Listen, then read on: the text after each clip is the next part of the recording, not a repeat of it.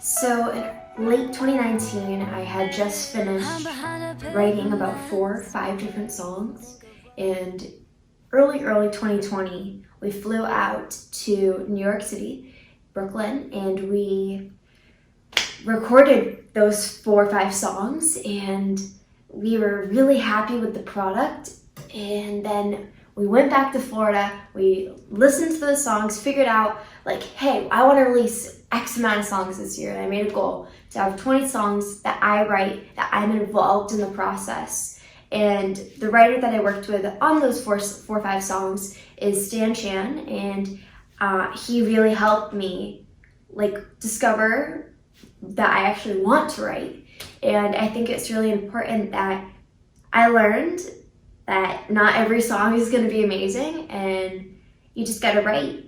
And for years, I was too shy to write anything. I learned that it's not about perfection when it comes to it.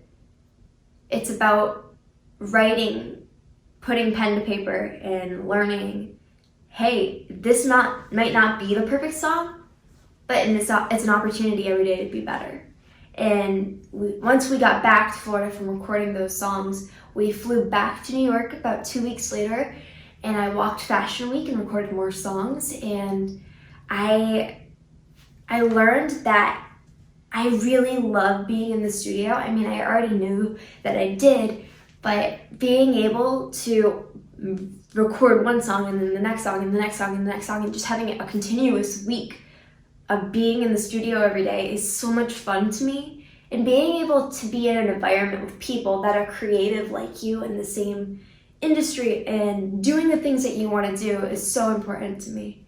And once we got back from New York from our second trip, it was March 2020, and my birthday is March 15th. And we were celebrating my birthday, and I was so excited. I got a MacBook, and I got an SM7B and an Apogee Twin, and I got Logic, and I really wanted to learn how to produce and learn how to write songs on my own, because I never really did. I mean, I did my first 3 songs, but I was like a baby. So being able to get back into writing is really, really important. That was really important to me. And about 2.5 hours after we celebrated, a call. We have a gym up in New York. That's where my parents' business was. And they say, hey, you got to shut down your business. Government is saying, shut everything down. Who knows if you'll open up again, just shut your business down. And I'm pretty sure almost every adult who's a working adult got a call like that. And it's really scary, honestly, where your source of income shuts down, but where's the money come from? So learning that, hey, you gotta do this on your own for a little bit, and we all gotta work. And for me, it's really important that I'm able to now know, hey, I can produce somewhat, I can comp my own vocals, I can record my own vocals, but I really had an awakening when it came to writing Paper Mask, because I don't really watch the news, but I think everybody was kind of seeing how the news was how we knew what was going on. And everybody had no clue if any of us were gonna make it out of this alive. Honestly, you don't know if you can get COVID from your groceries. You don't know if you don't know what it came from, how it happens, how people get it, how any of this is happening, and there's just people dying constantly. But we know that a paper mask is gonna stop it. 2 pieces of paper covering your face is gonna change the world, come in and save you. If you're lucky, maybe you'll have like 5 pieces, but paper on your face is going to save your life. But we don't know how, but it will. Like, we know this. And I thought it was crazy. I still think it's crazy that paper is going to save your life. And honestly, of course, I wear a mask, of course. Everybody should. we all should. We're gonna stick to it. We hope and have our fingers crossed it works, but it's still a little bit crazy. And I was like, man, that would be a really good song topic, paper mask, and talk about how everybody in the world is putting their faith into pieces of paper. And I called up my friends in LA, they have a band, and asked, hey, will you write this song with me, and will you produce it with me, and all of this stuff? And they're like, absolutely, yeah, let's do it. And at the beginning of the year, I had so many amazing opportunities to work with so many A-list people that are amazing creators and amazing producers and have a billion hits, but none of them wanted to work remotely. So all of these amazing opportunities that I was flipping out over disappeared. And they were never brought up again. Until 8 months later when they realized, oh, there's no income. We gotta work now. So I called them up and I said, hey, let's work on this song. And I wasn't really sure how we were gonna do it. We heard about Session Wire and we tried it. We couldn't get anything to work on it. No hate, but like we couldn't get it to work. So we were like, okay, let's just do a Zoom. And I'm like, okay. So the producer, Bardo, is like, okay, I'll just send you a link. Let's do this. We flip over, we close out Session Wire, and we go on Zoom.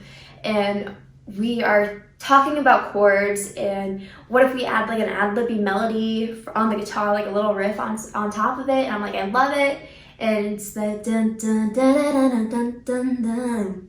And having that as a riff on top of our lead guitar, on the lead guitar part, and having that just playing on loop for hours. And Cole, the co-writer, well, they're both co-writers, but Cole and I were just texting back and forth lyric ideas and melodies, and we were trying to figure out like what will add a build to the song. And I was like, what if we just do it, I just wanna know, and have it just be kind of riffy and pretty. So the first line of the song is hide behind a paper mask and think of what we used to have, hoping that the grass is greener on the other side. Because we still don't know what the other side is. And it's an entirely different world. Most people can't leave the country. I don't think we can still leave the country. I have no clue. I don't watch the news, but we're locking back down again. Numbers are skyrocketing. There's a new chain of COVID. And we still don't know what is happening. But we have to find a way to adapt. And we will find a way. Humanity will find a way. We can put our trust into paper mask and eventually we'll put it back into humanity. But I really enjoyed the fact that like we wrote this song over Zoom, and I never thought that I would be able to do that. And they remote controlled my computer off of Zoom. We recorded everything on Logic with my SM7B and my Apogee Duet, and we're just sitting there like, oh my god, they couldn't even hear like what I was doing with the track at all. So they're like, okay, Alex, do you think that one was good? No. Okay, what about that one? Maybe. So I had to take it, and the one thing that wouldn't work is they couldn't control anything for volume wise on anything. So I'd be like, okay, what do I do now? And they would tell me, and I'd flip it over to the speakers and I'd play it, and they'd be like, okay, I think we got the take. And I'd be like, okay, let's just do one more. I'm quite a perfectionist when it comes to being in the studio. So for me, I love live performances, but I'm the most hypercritical person of myself when it comes to a performance, because if I have one wrong note in the entire performance, I'll flip out. So if I'm singing Paper Mask in a performance and I just wanna know, and one of those notes is off, it's like, oh, no, okay, no, and I flip out. But being able to be in the recording studio, and if I mess up, it's okay. And we can do another take and everything will be all right, and I don't have to worry about that. So yeah, I'll have a couple off notes, but I can do it again and it's not embarrassing. But they really showed me, like, you can do anything at home. And I watched everything they did, learned the limiter amounts and the certain amount that the preamp should be at, like all of this stuff. And it was such a great learning experience. And overall, it took about a week to finish Paper Mask. We had, I think, 6 different versions of it, and we finished it, and now we're gonna be able to release it. And it was kind of this, for me now, it's just kind of a representation of, I finally get to make music I love, and I don't have to pay $1,000 per hour for a studio, and I don't have to have the fanciest mic on the planet and the best interface and the right guitar and the right piano and the perfect sound in a room, and have everything be this prestige things that cost $40,000 for everything. I can have my setup at home with no soundproofing, which everybody gets really mad at me about, but still, I'm just so thankful that I am able to make music I love now, and now I finally get to release it after being told that I would not be able to. And I am so excited. I'm behind a paper mask. Think of what we used